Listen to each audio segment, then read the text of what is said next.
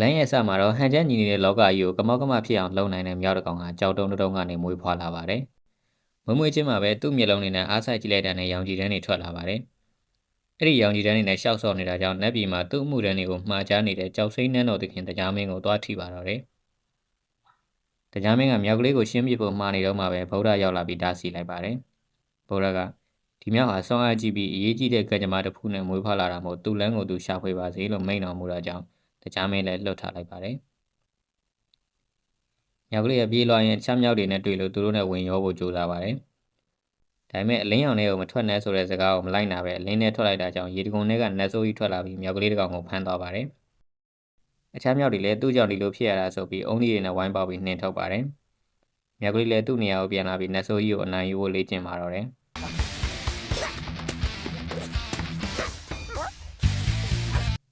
ဒီလိုနဲ့ပဲသူဟာအရွယ်ရောက်လာပြီးတခြားမြောက်တွေကိုကြည့်နေတော့နတ်ဆိုးကြီးရောက်လာပြန်တာကြောင့်သူလေ့ကျင့်ထားတဲ့အတိုင်းအုံးကြီးတွေနဲ့တိုက်ခိုက်ပါတယ်။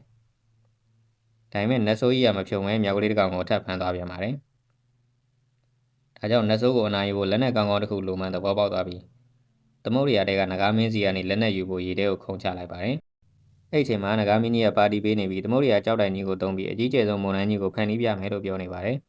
။မြောက်ရောက်လာတဲ့အခါကြောက်တိုင်ကြီးကမင်းကိုစောင့်နေတာ2 9000ရှိနေပြီလို့ပြောပါတယ်။မြောက်ကမင်းသာဒီထက်ပိုသေးမယ်ဆိုရင်ကောင်းပါလို့ပြောနေတော့ကြောက်တိုင်ကြီးကသေးငယ်သွားပြီးလက်ကင်တုပ်ဖြစ်ပြောင်းသွားကကောင်းကင်ဘုံကိုပြန်တက်သွားပါတယ်။နဂါမင်းကဒီအကြောင်းကိုတရားမင်းစီဖုံးဆက်ပြီးတိုင်ကြပါတယ်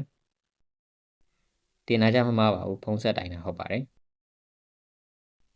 ဒါပေမဲ့တရားမင်းကဒီမြောက်ကိုလွှတ်ပေးထားဖို့ဗုဒ္ဓကိုယ်တိုင်မှာကြားထားတာမဟုတ်မကူညီနိုင်ဘူးလို့ပြောတာကြောင့်နဂါမင်းလည်းကိုယ့်ဘာသာဖြည့်ရှင်းဖို့လုပ်ပါတော့တယ်။မြောက်လည်းလက်နဲ့ရလာပြီဆိုတော့ရေတကုံကူထဲကိုဝင်ပြီးနတ်ဆိုးကြီးကိုရင်ဆိုင်ပါတော့တယ်။နတ်ဆိုးကလည်းရှမ်းချီလိုပဲခွင်းဆယ်ခွင်းနဲ့မြောက်ဟာတော့ရဲ့ကိုကြီးနဲ့နတ်ဆိုးကိုတိုက်ခိုက်လိုက်တာခွင်းဆယ်ခွင်းပြက်စီးသွားပြီးနတ်ဆိုးလည်းရှုံးနေသွားပါတယ်။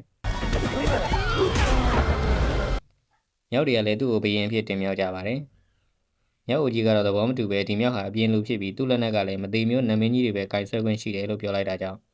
မသေးမျိုးနမင်းဖြစ်ဖို့ဘာလို့ရမလဲလို့မေးလိုက်ပါတယ်။မြောက်အိုကြီးကနတ်ဆိုးအကောင်တွေကတတ်နိုင်မှရမယ်ဆိုတာကြောင့်နတ်ဆိုးတွေကိုရှာဖွေပြီးနှိမ်နှင်းပါတော့တယ်။